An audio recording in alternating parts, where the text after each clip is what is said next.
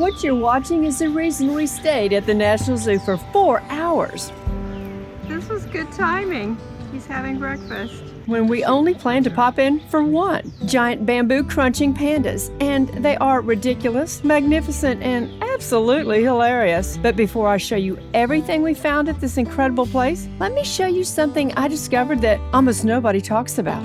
This marble eagle, it once stood atop New York's original Pennsylvania station before it was torn down in 1963. And this is one of only a few that survived. And most visitors walk right past it. And this is Bonnie. She's a camera-hogging orangutan. She just crossed from one building to another 60 feet above my head on a cable system called the O-Line. I promise you, the National Zoo delivers moments like this around every single corner. I had read the sign about the O-Line and had so hoped that we would get to see an ape cross overhead. Would we? Did we? I think you know. We're in Washington, D.C., a city celebrating America's 250th birthday. And this free Smithsonian Zoo is one of the most underrated gems in the entire city. Whether you're visiting or you just love armchair travel, stick with me. I've got 4 hours of discovery to share in this video. But don't panic, this video isn't 4 hours long. Well, we're back at Branch Avenue. Another day in D.C. This one's going to be really different.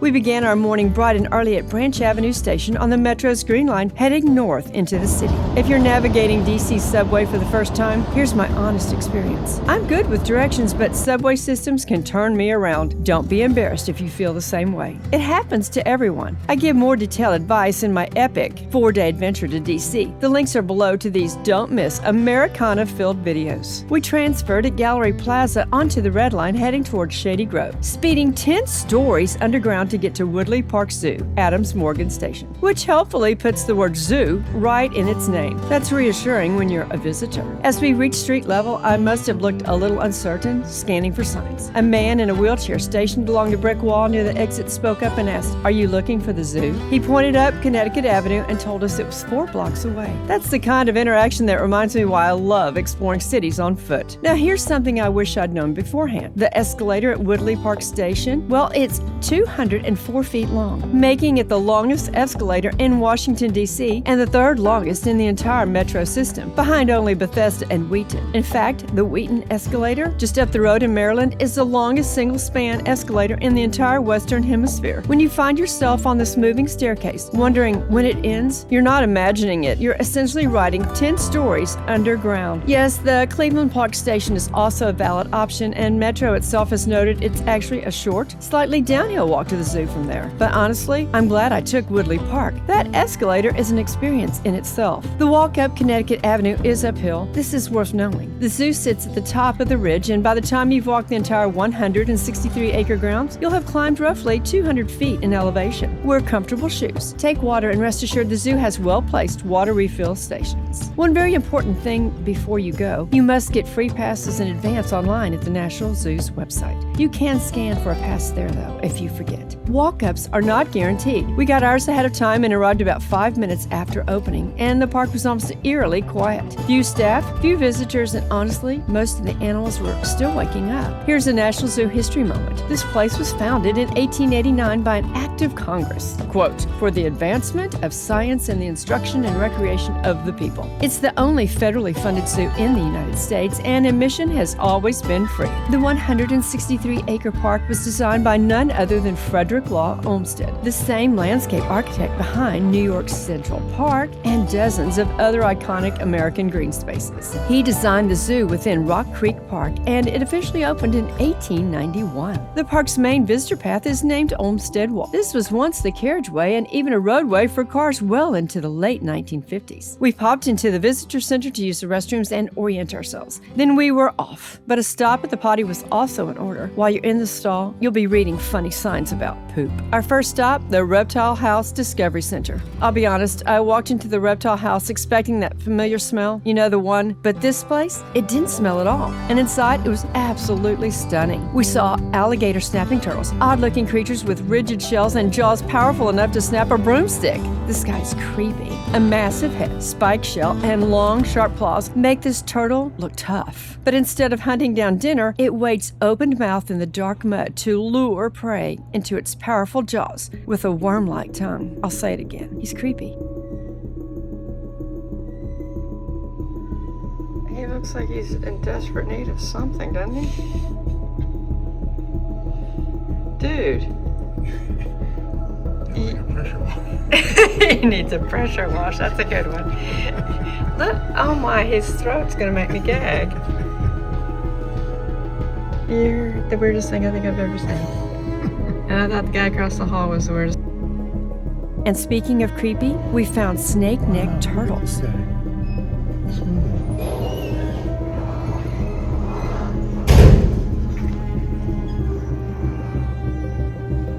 That's just weird. This is like the weirdo section. Look at you. These are snake-neck turtles. Who would have thought? Which look exactly as bizarre as they sound. Long, serpentine necks on a turtle body? I have never seen snake-necked turtles. Totally weird.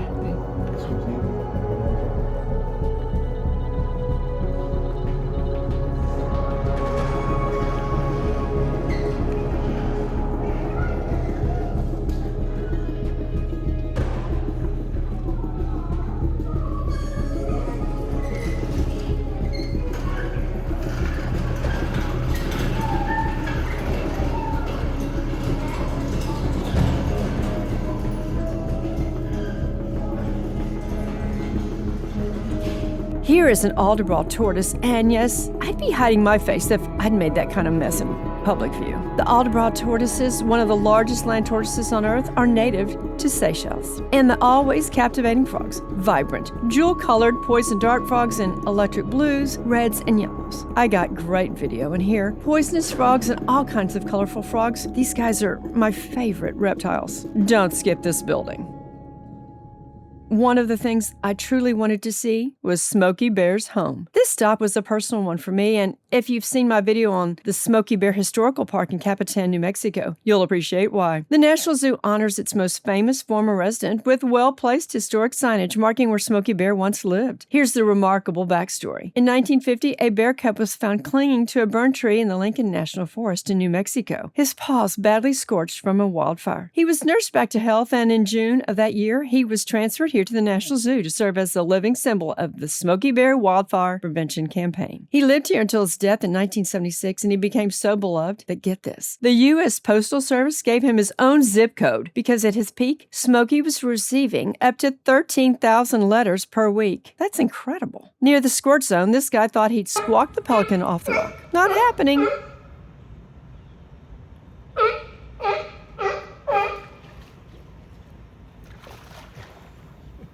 That's all, folks. We also saw the Indian bear, the only kind of bear native to South America and the inspiration for Paddington Bear. Not quite the same gravitas as Smokey, but still wonderful.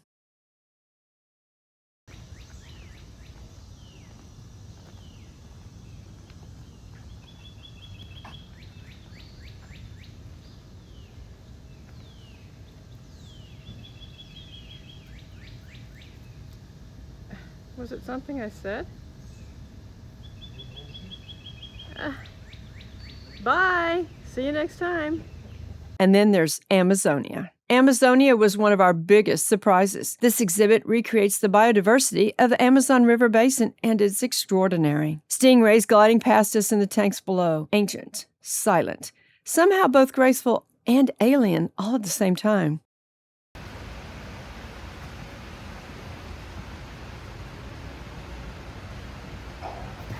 You gonna come up the wall for me? Can you do that? Come on. You can come up the wall. You can do it. Come on. You look like a sombrero. You're awesome. And there's your friend. Nice. Y'all are a cute couple. Cute couple.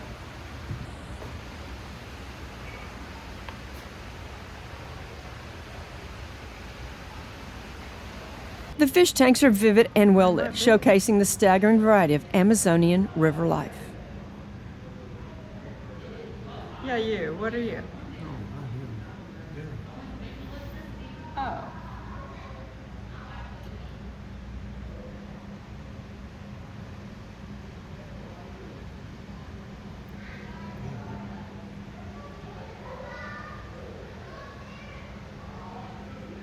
Those are funky, aren't they?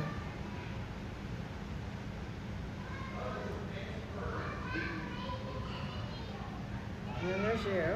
Hi. Okay. And your friend. Rise up, enter the forest. Above us, free-flying scarlet ibises. Birds with that shocking, almost unreal shade of orange-red shared the canopy with roseate spoonbills, whose pink feathers looked like they were painted on by someone with a very theatrical sensibility. These birds are not behind glass. They fly freely throughout the atrium around you and walk on the path leading the way. Jump down? Come on, jump down for me. You can do it. Come on. Jump. No! Don't tell me no. Jump. Go ahead. Y'all can do it. You can do it. Really. Up this one.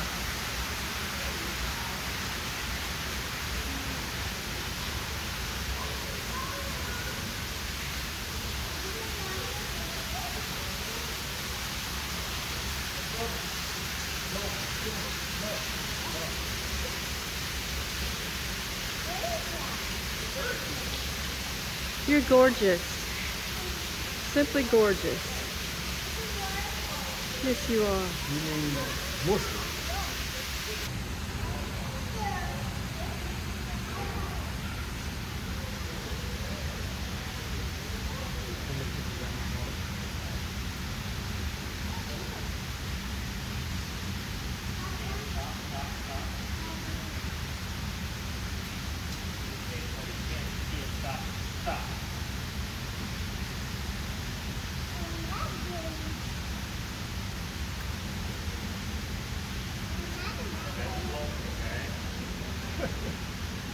Lead the way. Great tour guide.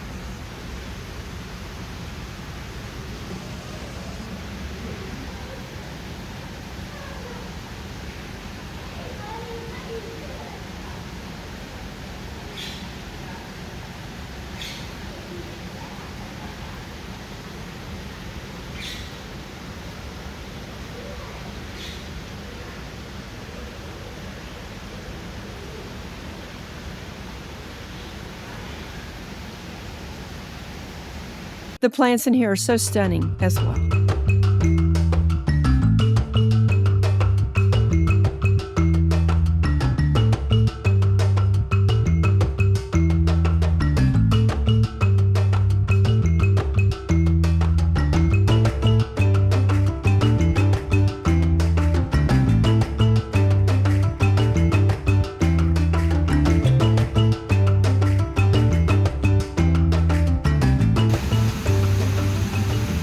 Opening his mouth. Did you see it?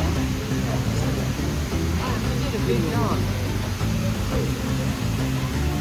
You can see the fish in the mock river from the overgrown birdcage, as I like to call it. More colorful frogs.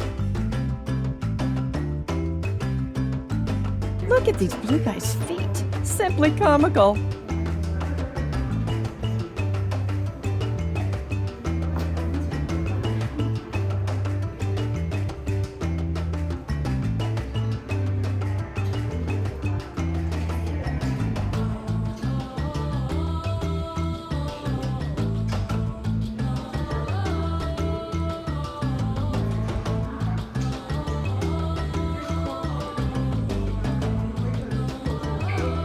What he's doing with his mouth.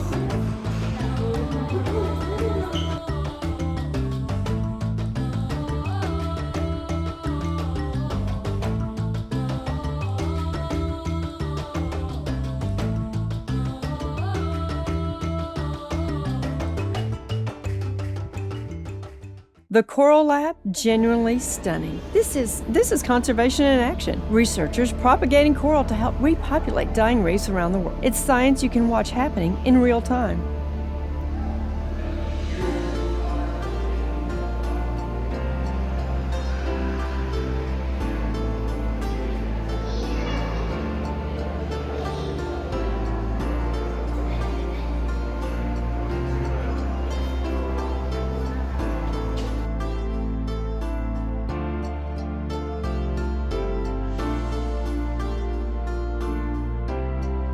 The think tank exhibit focuses on animal cognition, how different animals think, problem solve, and communicate. We found the apes doing what apes do, being absolutely irresistibly silly.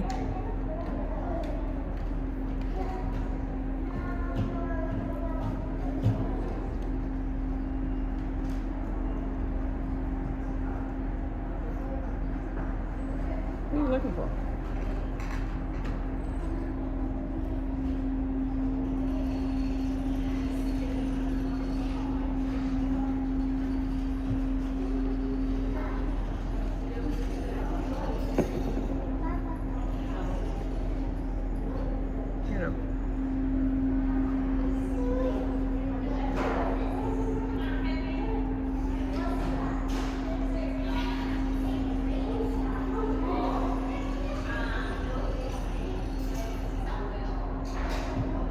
But the moment I'd been hoping for was outside. Connecting two ape buildings, the think tank and the Great Ape House, above the zoo's walking path is the O-line, a series of cables strung between towers that allows the orangutans to travel freely between facilities on their own schedule. And yes, we saw Bonnie making the crossing. Watching a great ape travel hand over hand 60 feet above your head, calm as you please, looking down at the humans below with what I can only describe as mild amusement. It's one of those moments that stays with you.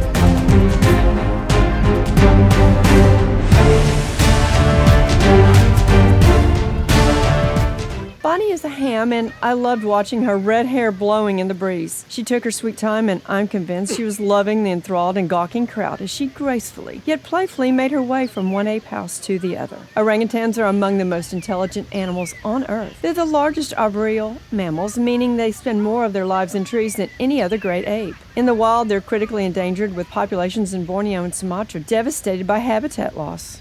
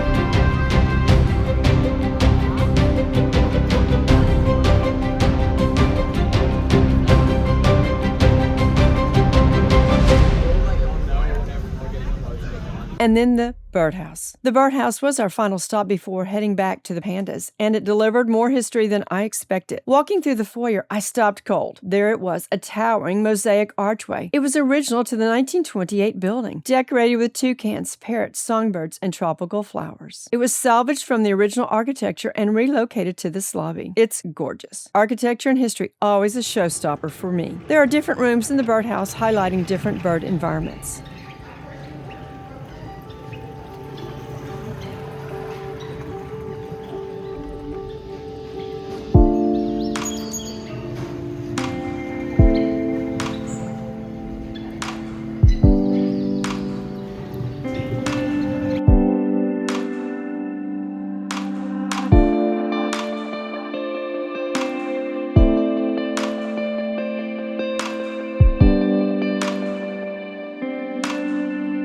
The door attendant told us to be sure to admire the birds in the exterior aviaries. Once outside, as we turned a corner, I spotted this. It had some sort of significance, and of course, the sign depicting an old-world building and a black and white photo drew my glance deeper. This is the Penn Station Eagle, made of Tennessee pink marble and carved by sculptor Adolph Weinman. It was one of 22 eagles that decorated the facade of New York's original Pennsylvania station before it was demolished in 1963. A demolition that so outraged the public, it directly led to the creation of the National Historic Preservation Act. Hear, hear. Smithsonian Secretary Dillon Ripley lobbied the Pennsylvania Railroad for one of the surviving eagles, and it arrived here in 1965. Most visitors walk right past it. I saw many do that. Now you won't. And then the flamingos. I have a deep and entirely unashamed affection for flamingos. They're my favorite bird. Seeing them here, impossibly pink in their characteristic one-legged stance, it was a highlight of the day. Flamingos are pink because of the carotenoid pigments in the algae and crustaceans they eat. A flamingo raised without that diet would actually be white. Their iconic one-legged stance? Well, scientists believe it may help conserve body heat, and flamingos actually have better balance on one leg than two. I have a really bad habit of standing on one leg when posing for a photo. I really need to stop that.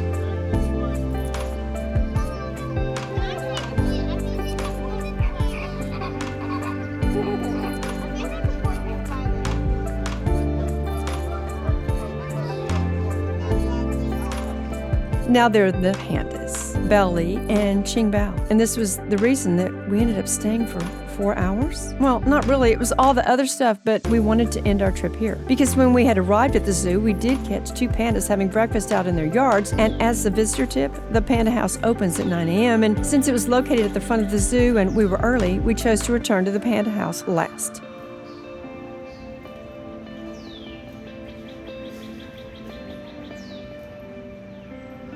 This was good timing. He's having breakfast. Or she, not sure.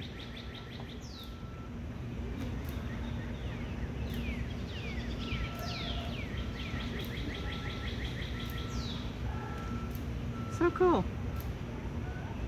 As we curved around the walkway, we caught this red panda strolling in his yard. What a doll!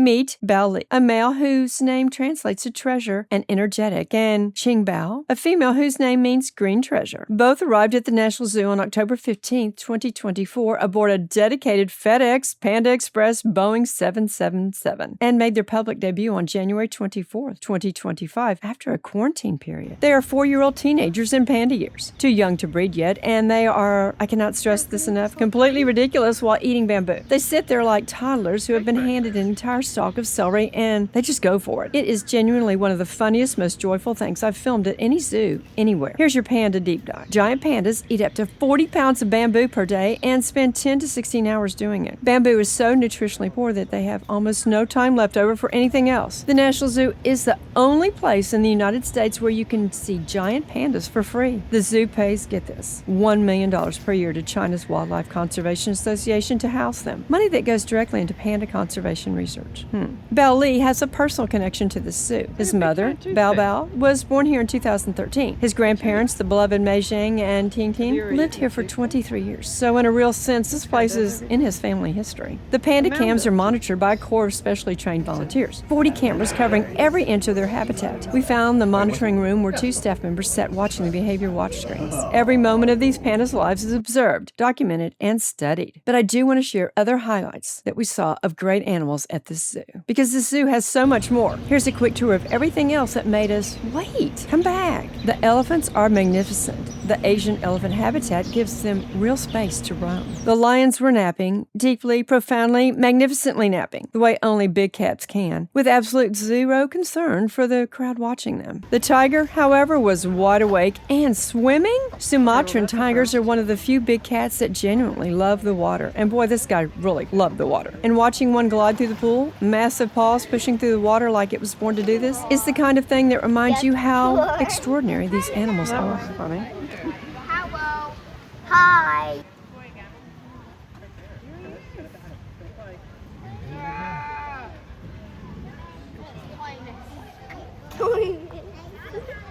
He's a toy mixer.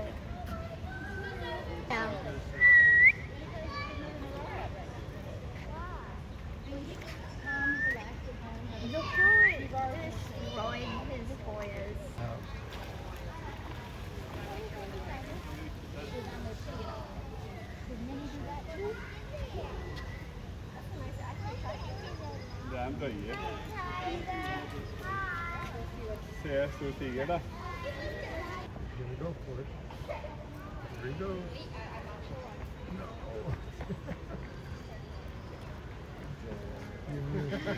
No. You tricked us.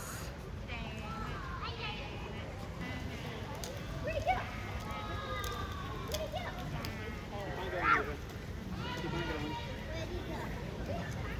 can see better if you're over on this side. In the kids' farm area, goats, cows, alpacas, one of whom was stretched out directly in front of a fan, doing what I can only describe as maximum relaxation, and a donkey who was scratching his neck on a stick with such focused, total satisfaction that several of us stopped and watched for an embarrassing amount of He time. was heaving. Sorry, it looked like you were heaving. Oh, that feels good. Ooh. Okay. You come say hi? Hi. Hi. What are you doing? Lemurs with those wild amber eyes staring at you like they know something you don't know. And scattered throughout the grounds, historic signs. A marker about Frederick Law Olmsted's design vision for the park. Interpretive panels about conservation history. A movie star dinosaur from the 1960s. And I gotta tell you, this zoo rewards slow walkers. By the time we were needing to leave the zoo, it was afternoon and we'd been on our feet for 4 hours, climbing 220 feet of elevation across 163 acres. We'd built up an appetite, but we did a smart move and took another potty break. And learned another poop fact while in there. Just across the street from the zoo entrance, we spotted Falafel Inc. and went in simply because it looked healthier than the burger and pizza options nearby. What we didn't realize, we had chosen what is considered one of the best quick-serve spots in that entire section of D.C. And those za'atar fries I didn't order, I regret not ordering them. Don't make my mistake. This is what this place is famous for. Now I know. Traveling is a learn-as-you-go kind of experience in life. The falafel itself was outstanding, crispy outside, perfectly herbed inside, exactly what you need after a full morning at the zoo. We returned to Woodley Park Station, but we took the elevator down to the mezzanine level because we had more stops to make before 5 p.m. and I had no desire to ride the world's most dramatic escalator again. We hopped the red line to Union Station. Washington, D.C. has hundreds of things to see. Museums, monuments, history on every corner. And honestly, before this visit, I might have told you the zoo was optional. I was wrong. This is 163 acres of living conservation, living history, and living wonder. All of it is free, all of it extraordinary. Now next, we're heading to the National Postal Museum, which is right by Union Station. And like the zoo, it's one of those places I completely miscalculated. I thought it would take an hour. Boy, was I wrong about that too. I'll see you there. From mail history, from the Titanic and 9/11 to the world's first stamp. Who knew? Ugly shoes on the ground on my epic 5th day on a walking tour of Washington, D.C. Happy 250th birthday to my country. Please leave me a comment. Share this video with a friend, and I want you to know that by subscribing and turning on notifications, you help me out a lot. Patriotic on the ground and armchair travelers, you'll want to watch the 4-day Washington, D.C. walking tour series to get an insider's look into our nation's capital.